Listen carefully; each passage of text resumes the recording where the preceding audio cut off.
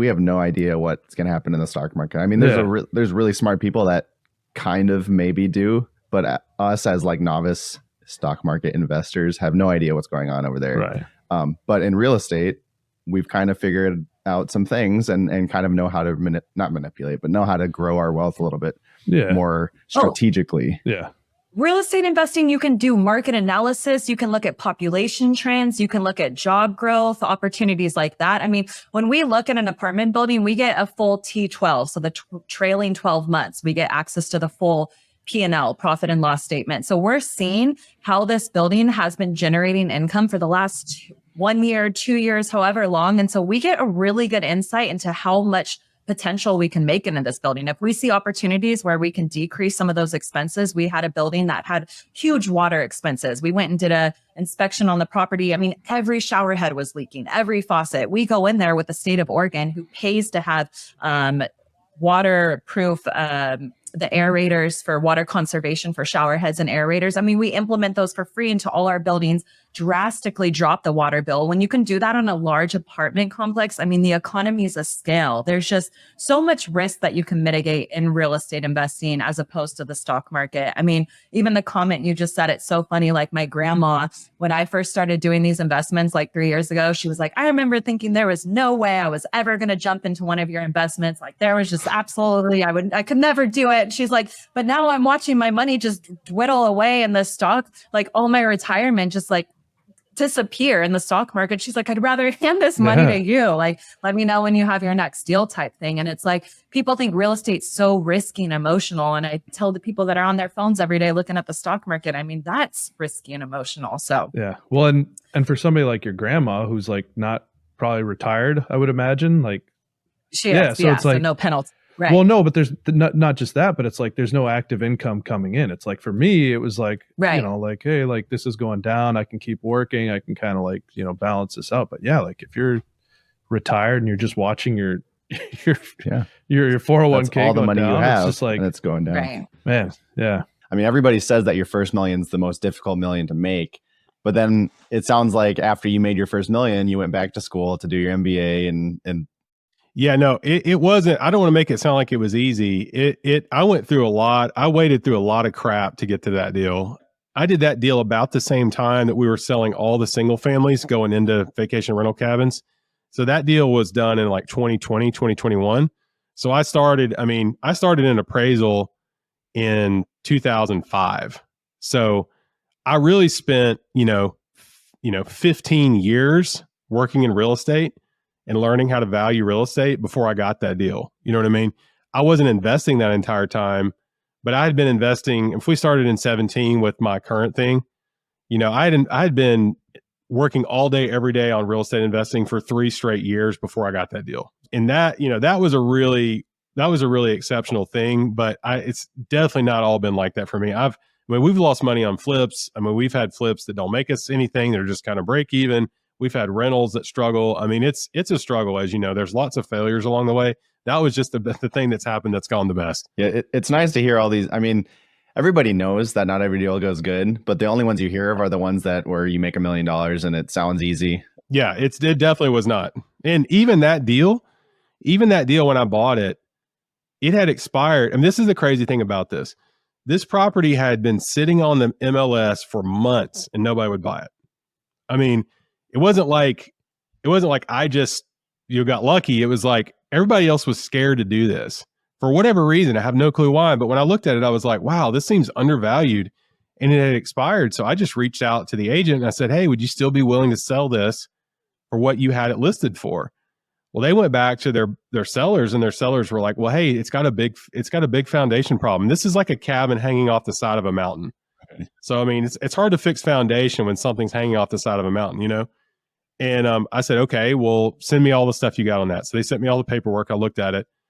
I was like, even if it costs $40,000 to fix this, I was like, I think there's hundreds of thousands of dollars of equity here. So I was like, I'm going to buy this thing. Well, this is even better than the $1 million. It's hard to believe there could be something better, but I put $105,000 down on that property, and year one, that thing cash flow profit, net of all expenses and the mortgage payment and everything, That thing cash flowed $120,000. So it was like the cash on cash return was above 100%. And this is the crazy thing is like there were so many people that had an opportunity to buy this and nobody did, and it expired. So all that to say, like sometimes there's deals sitting right in front of your face if you'll just take the time to actually get on the MLS and look around, and think creatively, because I had to fix this foundation problem. So I got really was probably getting paid for being willing to tackle that, Do you still have that property today? No, I sold it. I mean, that's when I sold it. It's when I made that $1 million on it. Oh, that's right. Yeah, you did say that. Oh, nice. I think like that's kind of one of the things, when people talk about narrowing down your search criteria, I'm sure for a lot of people, foundation issues, it's like an automatic pass. Yeah. But I guess if you got the right tools and you got the ability to do that kind of thing, and like in your case, you were able to appraise or assess the deal and figure out like, hey, even with losing 50 grand on that, it's still worth it. So yeah, and part of it too was there was some equity when I bought it because I think people were scared of the foundation thing, and also when I bought it, right? I bought it in 2020. Well, then values went crazy, and I sold it in 2022. Well, so I also, I may have bought it with 500,000 in equity, and then from 2020 to 2022 the cabin values went insane as well. So there was that too. It wasn't just $1 million walking in the front, but it was like it was a good deal going in. I fixed the foundation and the values went crazy. So it was a bit of good timing and that kind of thing too. Can you just kind of brief overview your favorite property that you own and how much money it makes you? I have two favorites. They're like your children. You love them all. I don't love all of them. I sold 2 last year that I didn't love. I have unloaded all the ones that, like, there's some that I tolerate and others that I really like. Probably my original house hack, honestly. It's a mix of, the top was an Airbnb, which is the unit I lived in because I spent all this time like wallpapering and doing cool design when my child was sleeping upstairs. And then the bottom is a long-term. And that one's pretty awesome. And I have my original tenants I ever placed from 2018 living there. So even through the divorce, we like sold the house they lived in and I moved them into the house hack with me. It was a crazy scenario. I like rehomed my tenants into my home. You got custody of the tenants. Don't leave me. Yeah, I'm like, don't leave me. And then this year I'm super excited. They're buying a new house for themselves. And I'm like very sad to see them go, but it's also been 5 years. So pretty cool. Of course, probably that one because I'm cash flowing about $1,000 a month on that house, like between 800 and 1,000. But it also kind of supports the machine that is furnishing houses. I don't really feel like I'm making that much off of that property a year, but that one does the best. And then I bought an off-market 4-plex once that is my other favorite child, just because it was pretty much turnkey and they had done almost every update that the house needed when I bought it. And so that was a pretty sweet deal. Yeah. And those are actually my 2 most expensive properties, but Indiana expensive. So so like $100,000. I think it was the original house hack. I think I bought for that'll buy you a tent out in California where Colin's from. $260. Yeah. And now it's like $315 at least. And then my 4-plex I bought for $265. And what does your whole portfolio look like right now? So I am an equal mix right now of furnished properties. So mostly Airbnb, but we try to do like midterm to travel nurses. And lately we've been getting into a lot of like relocation and also insurance claims. So there's been a ton of fires with all the cold in Indiana. I didn't know cold meant lots of like plumbing issues and fires. Like the plumbing makes sense. The fires is interesting. So, but we provide like housing assistance for people whose house burned down. So I have 8 and 8. So we have 16 properties. So 8 furnished like short-term, midterm type houses, and then 8 long-terms that are my favorite children actually, because they're the least labor intensive, and I still self-manage those 8 and know all my tenants and things. But I've now handed off the 8 furnished houses to property management, and that's the best thing I've ever done. So. Are you, for these like insurance claims, how are you connecting with them? Are you like, my property managers do it for me and then tell me the rate and I get excited. So, but we have become a bit of a fire chaser for better or worse. So I'm like if anyone sees a post on Facebook where it's like this relative has lost like their home or they had a fire and they need help, we'll like we actually have processes in place where we've now worked with insurance enough that we know how it is, and we can get them in a new house like that night, which is pretty cool. So, but they do a bulk of it. And then I like to think I help sometimes, because I'll get calls or inquiries with people that just know we do that and help out. So like, I just want to help, guys. Yeah. So it's nice to know insurance, because it's so confusing and they're so overwhelmed when they have like a giant plumbing leak or something terrible happen, that having us who like we have done this before for better or worse, is people really appreciate that, even though it sounds a little sketchy to say out loud that like we figured out a way to know when any fire happens in the city of Fort Wayne.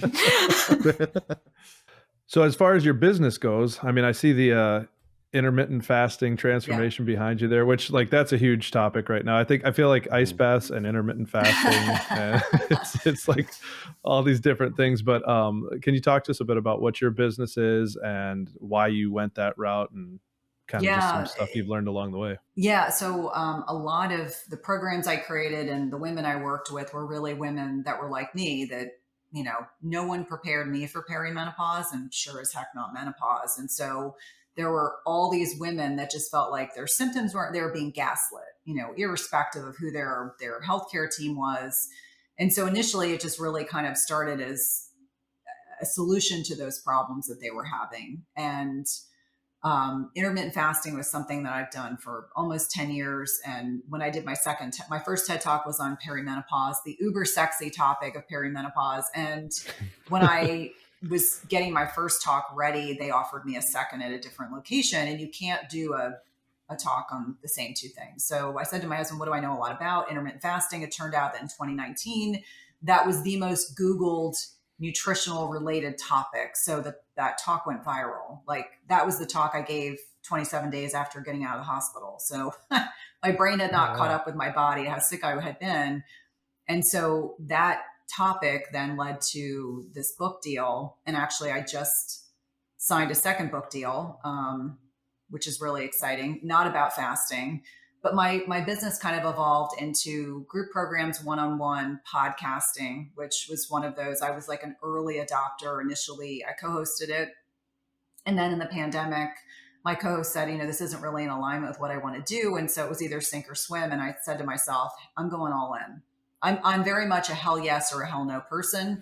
I was like, hell yes. And I reached out to really big names in the health and wellness space, and they came on the podcast, and that podcast is like the little engine that could. It just kind of, now it's a top iTunes podcast. And so, you know, podcasting and then public speaking and, you know, the book, and there's just been so many wonderful opportunities that have come out of just putting feet in front of one another and, you know, taking advantage of opportunities. When I say taking advantage, not in a negative way, but in a very positive way. Like if something avails itself, it's like, yes, I will get on a plane and fly out to LA, or yes, I will get on a plane and go to New York, or, you know, opportunities to collaborate with people. I think for anyone listening, it's all about maximizing your opportunities, because that's where the magic happens. You just never know. Someone you meet could turn out to be the next person that's going to introduce you to someone that's going to drive your business forward.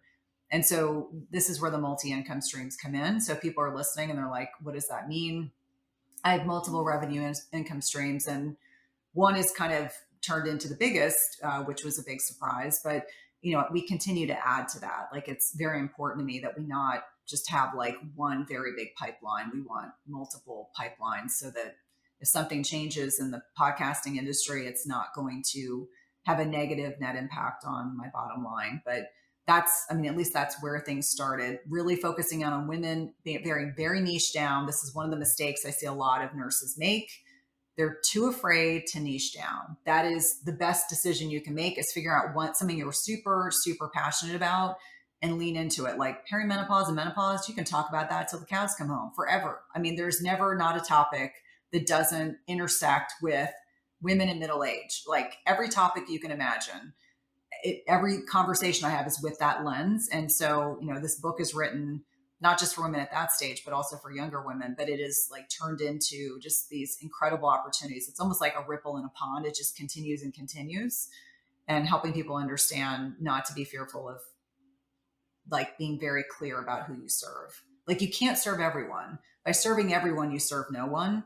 So if you get really clear, and I don't care if it's about someone wants to talk about mass cell issues, or someone wants to talk about investing in real estate, or someone wants to talk about perimenopause. I mean, being niche down is very gratifying, and it allows you to get really clear about who you serve, who you don't serve. And I refer people out all the time. I'm like, there's lots of business I turn away, and I'm like, I'm not the best person for you, but I do have someone I can refer you to.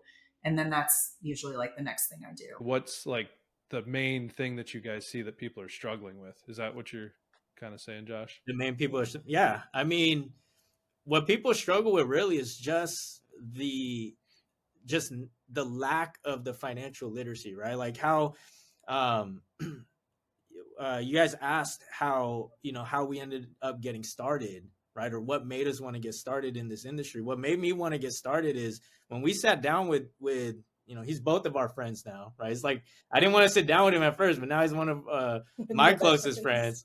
But when he shared with us just the financial literacy, the financial education, I was sitting there, I'm like, man, there's so many nurses, so many of my own colleagues that would love this information. They would find so much value in this stuff, because I know for a fact they don't know these things, right? Because working as a nurse, I'm sitting there and I'm like, I see coworkers that are 65, 70 years old, and they're still working bedside. And they're the ones that are typically giving people the financial advice, right? They're the ones telling you, oh, go max out your 401 or put money into this and buy this and buy that. And I'm sitting there, I'm like, well, if you did all that and you're still working at 65, like, is that really the best thing to do? Like, I don't want to be in your position, right? I want to have the opportunity to retire early. So, I mean, to make a long answer short, I think it's just the lack of the financial literacy, right? Not understanding. So where that conversation begins, I mean, it could just begin as a simple thing as like, hey, what are you doing with your retirement? Right? What's your strategy for your retirement? Do you have, are you confident with what you're currently doing is going to get you to where you want to be in the next 10, 15, 20 years? Right? And then from there, it just starts the conversation where we can sit down and then really share the education. A lot of people have a lot of money in different places, right? It's like when you're trying to build a house, you have like your plumbing here, your electricity here, your foundation here. You have all the good pieces. But I think the problem that we're seeing is they don't know how to put it together strategically, right? It's just like when you're building a house, it doesn't matter how good all these pieces are. If you don't know how to put them together, they're just pieces. So what we do is we look at it in a very cohesive way. We look at it in a very, it'll come back to me. But anyway, we look at it overall, holistic way. Thank you. Right? Kind of like we do with our patients. You're not just looking at your patient just at the eyes, right? You're looking at them from head to toe and what's going on. And so we do the same approach. We essentially create care plans for people. We assess everything from head to toe, everything that's going in and out. And we're really not in the position, we're not in the business to, if it works, then leave it alone, right? We're not in the position to mess anything up that's good. It's the same thing we do as nurses, right? I'm not going to tell somebody to take cancer meds if they don't have cancer, right? So to me, it's just looking at, okay, then if it's good, we leave it alone. But if there's places where it can be improved, then we look at that. We do a lot of goal setting. We do a lot of understanding what is the need versus just throwing out plans at people that don't make any sense. Really being focused and learning how to invest on my own. Like my favorite thing to do, because I work nights, is at 5 o'clock in the morning, call Vanguard or call Fidelity and just, check and make sure I'm invested in the lowest cost index fund in my retirement accounts, checking those fees, making sure that like when I left one organization, I didn't get administrative fees for not being an employee there. Like I like to do stuff like that. So really learning how to invest on my own, reading my statements and like actually understanding them because they didn't look like a foreign language anymore. Yeah, that's what I did. Yeah. Well, and I mean, I think that's such a big thing is the whole reading and understanding them. Cause I'm always like, okay, I got to read through this stuff. And then I'm looking at it and about a third of the way down the page, I'm just your eyes saying cross, words in my right? head, but I don't understand. Yeah, I'm just like, all right, I'm just gonna just hope and pray, I guess, because it's just like, so how did you familiarize yourself with that? Really, just like being in the space of personal finance influencers. So like all the people that I used to like listen to on podcasts, like actually getting to know them in person, because I'm a part of a conference every year called FinCon, where they all are, and they became my friends, and like people would like be like legit, like, let's look at your statement together. This is what this means. This is what this means. Reading books, just like we're inundated with like consumer messages all day. So I wanted to reverse that by inundating myself with personal finance messages. So like just hearing things over and over and over again. And then finally, oh, now it clicks. Now I understand it. Now this is what this means on this perspective. Like, okay, just like that. Yeah. And going back to your start in investing with the real estate, I mean, obviously, you know, having 5 homes, were those homes all in California? I had 2 in LA. One in Atlanta and 2 in North Carolina. And you lost all 5 of them, you said? I lost 4 of them. So I had 2 2 foreclosures, 2 short sales. And then I kept my initial investment in property, which was my my home at that time. Yeah. Or it was. I had moved, but it was my primary residence at one point. Yeah. So what do you think, like, what was your secret to, or what was your technique to getting through that and not just letting that completely crush you and put you out and discourage you from ever investing again? It was scary. It was scary. It definitely like kept me from investing for a long time. Like all of that happened in 2009, 2010. I filed bankruptcy in 2010, and it didn't take me. I mean, I didn't really start feeling confident about my money until I went on this journey in 2016. That started in 2015. So, you know, it took some time. And I think that that's one of the reasons why I wanted to share it with other people, because I wanted to give people hope. And like when I was going through all of that, I never heard anybody, especially anybody that looked like me, talk about any of this stuff.